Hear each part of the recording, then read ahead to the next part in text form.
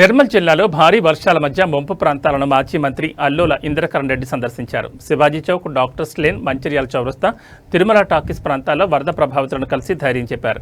వెంటనే సహాయక చర్యలు చేపట్టాలని అధికారులను ఆదేశించారు. మరో 24 గంటల పాటు వర్షాలు కొనసాగే అవకాశం ఉందని, లోతట్టు ప్రాంత ప్రజలకు ఆవాస కేంద్రాలు ఏర్పాటు చేసి అవసరమైన సౌకర్యాలు కల్పించాలని ఆయన సూచించారు. వీరి వెంట సోన్ మండల్ ప్రెసిడెంట్ రితీష్ మరియు కాంగ్రెస్ కార్యకర్తలు పాల్గొన్నారు.